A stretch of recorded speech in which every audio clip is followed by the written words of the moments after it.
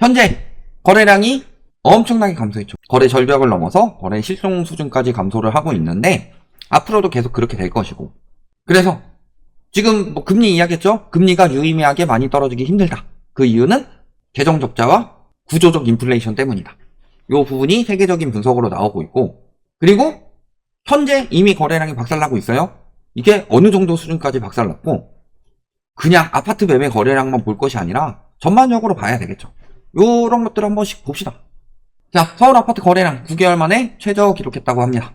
그래서 10월 거래량은 2313건으로 지난 1월 이후 9개월 만에 최저를 기록했다. 자, 집값 뜬다고 부추기는 게 3월이에요. 그리고 특례 보금자리론이 풀린 게 2월이죠. 정확히 말하면 1월인데 1월 30일에 시행이 됐으니까 특례 보금자리론 말을 처음 받은 게 2월이에요. 그리고 이게 쭉 가다가 언제 우대용만 남기고 일반행위 폐지가 됐어요? 9월에. 그러니까 요거를 딱 폐지하고 나니까 다시 1월 이후 최저를 기록하고 있는 거다. 11월 거래는 더 심각할 거고. 한번 볼까요? 우리 거래량 보기 위해선 서울 부동산 정보 광장 들어가 보시면 됩니다. 11월 아직 1400건대밖에 나오지 않았습니다. 그리고 문제는요, 지금 2113건 더 이상 신고가 없으니까 이걸로 픽스됐냐 이게 아니라 여기서 줄어들 수도 있다. 거래 취소들이 나오면서. 이런 상황이라서 거래는 계속 최악일 겁니다. 계속 이렇게 맴돌고 있을 거고, 서울 아파트 매매 물건 아직도 78,000건입니다. 77,000건에서 8만건 사이 계속 왔다 갔다 하고 있죠. 원래 서울 매물 수준이 어느 정도 수준이었어요? 38,000건에서 한 42,000건 사이 정도 왔다 갔다 하면서 평균 한 4만건 정도 됐었다면 이제는 평균 한 78,000건 정도가 거의 픽스가 됐다. 왜? 팔리진 않는데 팔고 싶은 사람들은 너무나도 많으니까. 거의 2배 가까이 증가했음에도 불구하고 얼마 전까지 그런 이야기들을 했었죠.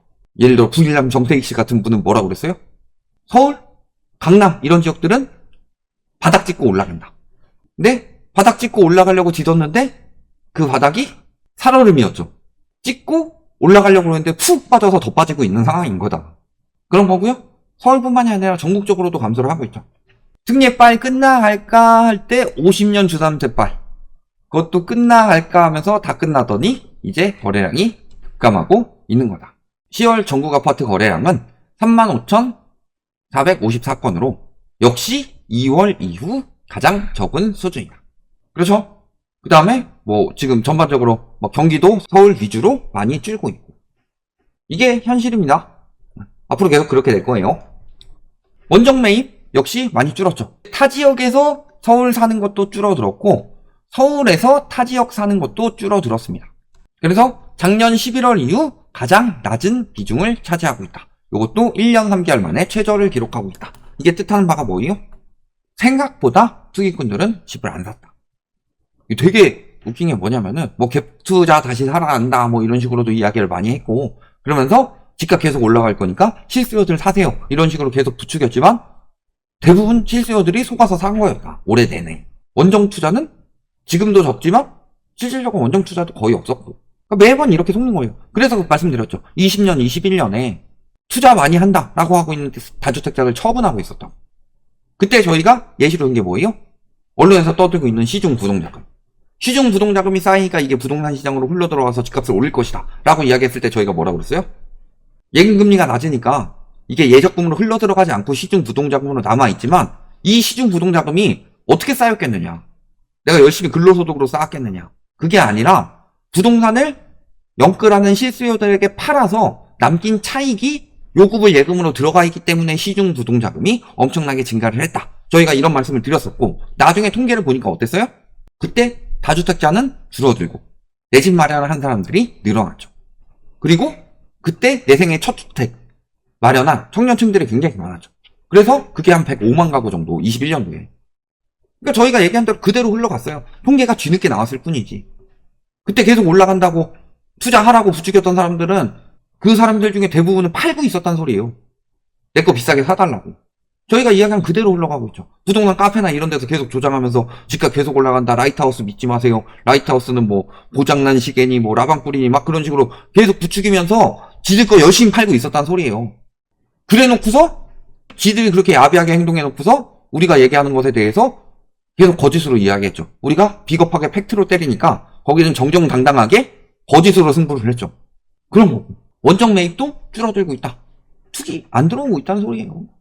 투기 안 들어오고 그 다음에 지금 DSR 막혀서 DSR 때문에 실수요도 못 들어와요. 그러니까 거래량이 박살이 나는 거고, 그러니까 올해 그래도 마지막 그 데드캣 바운스 시기에 마지막 팔 기회였는데 바닥 찍고 올라가니까 팔지 마세요 요 말에 속아가지고 또 기회 놓친 거예요.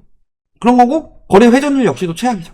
작년 다음이다. 역대 두 번째인데 첫 번째가 작년, 두 번째가 올해. 올해는 아마 2등 자리 유지하기 쉽지 않을 겁니다. 왜냐면 내년이 2등 차지할 가능성이 높기 때문에. 그래서 전국 아파트 거래 회전율은 3%.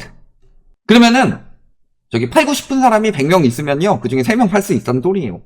전체 아파트가 100개가 있으면 그 중에 3개가 팔린다.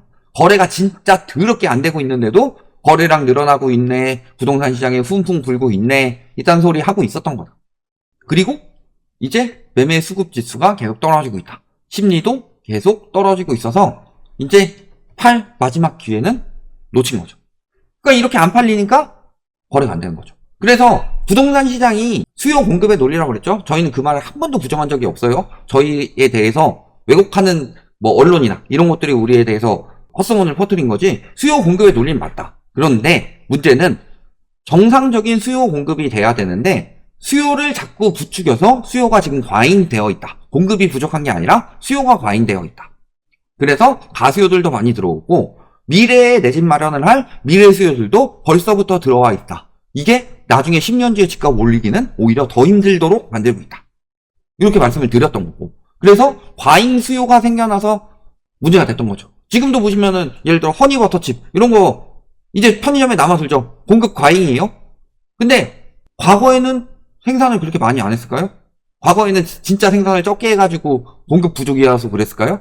아니죠. 밈이 돌면서 나도 먹어볼래, 나도 먹어볼래. 그 다음에 뭐 포켓몬빵도 있었고, 그 다음에 뭐 먹태깡 이런 것도 있었죠. 뒷광고 아닙니다. 그런 것들 되팔렘들까지 나오고 있었잖아요. 수요가 과잉되니까. 그러니까 지금 갭투기한 똑같아요. 가만히 가지고 있다가 웃돈 붙어서 파는 거. 이게 되팔렘이죠. 그런 것처럼 수요가 과잉돼서 가격이 올랐던 거예요. 공급이 부족해서가 아니라. 그런데 수요가 위축이 된 거죠, 이제.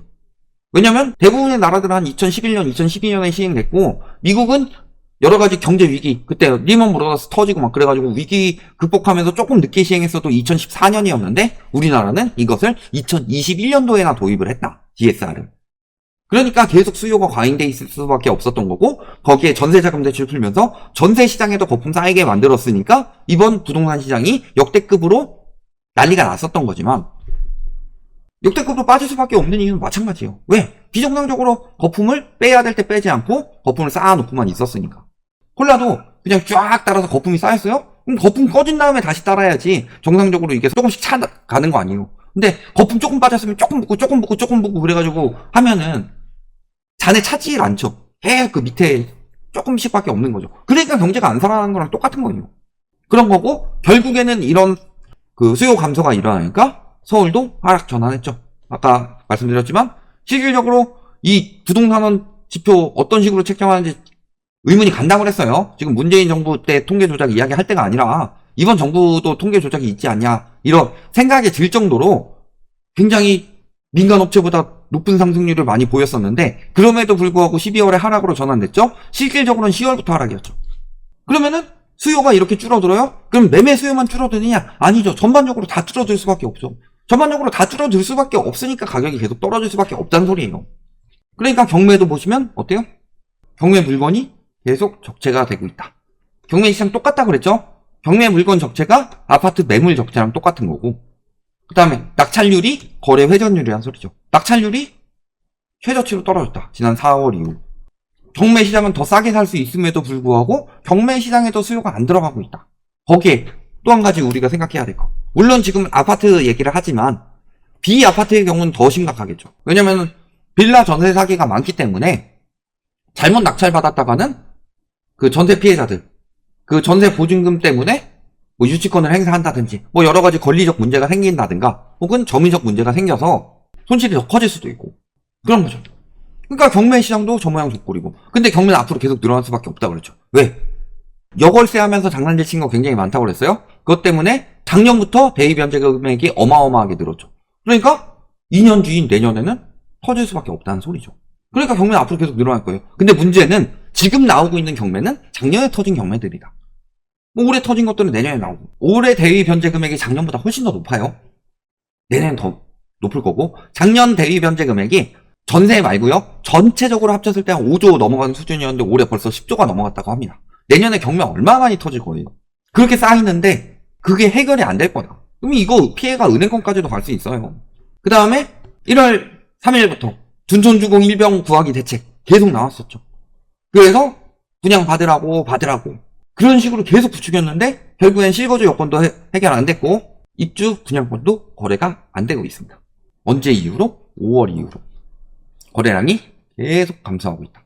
그래서 이제는 분양권 거래가 한 달에 한 건도 없는 단지들이 예사로 등장하고 있고, 그 다음에 둔촌주공 아파트 여기도 2분기에는 즉 4월에서 6월에는 39건이 거래가 됐고, 3분기 이제 7월부터 9월까지는 17건이 거래가 됐는데 지금 10월에서 12월, 그러니까 아직 집계는 다 안 끝났죠. 10월까지 집계가 끝났으니까 집계가 다 안 끝났지만 10건도 안 나올 가능성이 높다. 지금 현재 추세로 봐서는. 그러니까 지금 분양권, 입주권도 거래가 안 되고 있어요. 분양시장, 경매시장, 그 다음에 매매시장 다 이렇게 줄어들고 있다는 거. 부동산 시장의 수요가 말라가고 있다는 소리죠. 근데 문제는 결국에는 10년 뒤엔 집값이 다시 올라요. 왜 그 밈이 가능했냐? 첫 번째는 빚을 줄여야 할 때 줄이지 않아서 계속 부동산 우상향 시장을 만들었다. 글로벌 금융위기 때. 다른 나라들은 빚을 줄였는데 우리나라는 빚을 줄이지가 않았다. 두 번째로는 우리나라 부동산 자산 비중이 굉장히 높아서 사람들을 계속 그쪽으로 유도를 한 거다. 세 번째는 그래도 그때는 전세 시장에 거품이 끼지 않았었기 때문에 이번 거품 이전에 마지막 거품은, 그러니까 청년층들이 급해질 이유가 없었어요. 그러니까 관망한 청년층들도 꽤 됐고 그들이 10년 뒤에 집을 사줄 수요가 됐다. 그런데 이번에는 처음으로 디레버리징을 하는 시장이 올 것이고, 그 다음에 부동산 자산 비중 감소할 가능성이 굉장히 높아지죠. 전세 시장에 거품이 꼈기 때문에 10년 뒤에 수요들까지 다 끌어다 썼어요. 10년 뒤에 집값 올라갈 수 있겠어요? 지금보다? 코로나 때보다? 말 같지도 않은 소리죠.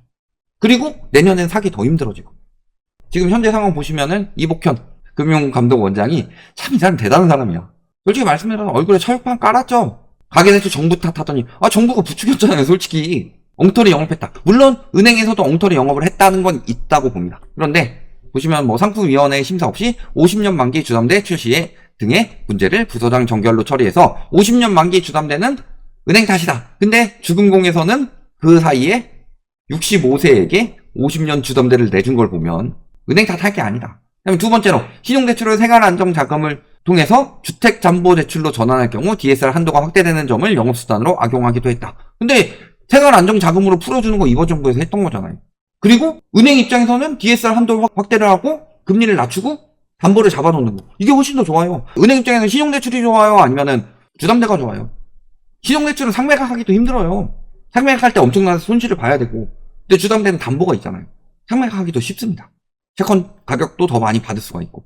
그리고 이자를 낮춰주죠? 이자를 낮춰주니까 당연히 은행권에서는 부실도 줄어들죠. 그래서 정부에서 내준 생활안정자금 대출이라는 그 대출을 이용해서 신용대출보다 이렇게 하시는 게 금리도 싸고요. 안정적으로 내실 수 있습니다. DSR도 더 많이 받으실 수 있고, 이걸 한 걸 가지고 악용했다고 이야기를 하면 정부 탓한 게 아니라 정부가 판에 깔아준 거죠. 이거 문재인 정부 때 맨날 허그 전세 보증보험 때문에 전세 사기 터졌다고 그 난리치던 언론들이 왜 여기서는 정부 편을 들어주냐. 깔 거면 똑같이 까야지. 그런 거고, 그것은 부작용을 예상하기 힘들었지만 이것은 부작용이 너무나도 잘 예상되는 상황이었는데, 그런 상황이고, 그렇기 때문에 은행권에서는 지금 대출 창구를 좁히고 있다 그랬죠. 우리은행, 신한은행은 이야기를 많이 했지만 실질적으로 국민은행도 지금 담보대출을 새롭게 출시하면서 늘리는 게 아니라 기존 담보대출을 중단해버렸다. 더 깐깐한 대출로 출시를 했다는 소리죠. 하나은행, 농협은행도 검토 중이다. 이런 이야기 나오고 있고, 여기에 스트레스 DSR 적용되고, 이런 것들 전반적으로 보시면은 올해보다 내년에 사기 더 힘들어지겠죠. 이번 달에 스트레스 DSR 방안도 나온다는데 내년에 전세 이자도 DSR에 포함될 가능성이 높아지고 있는데, 이런 전반적인 부분들 확인해 보시면은 내년엔 사기 더 힘들어지겠죠. 앞으로 거래 절벽, 거래 실종 시기는 굉장히 길어질 겁니다. 누군가가 느끼고 나서 먼저 각자 도생하기 위해서 금매 열심히 내놓고서 가격을 낮추지 않는 이상 그리고 지금 수준에서 금매, 급금매까지도 굉장히 비싼 가격인 거고. 이런 부분까지 전반적으로 보시면요. 집 팔기도 힘들고 집 이제 못 팔아요. 현재 가격으로는. 그리고 거래 실종은 계속 이어질 수 있으니까 이 부분을 잘 염두에 두셔라. 앞으로 시장 어떻게 될지 다 보일 테니까. 여기까지 말씀드리겠습니다.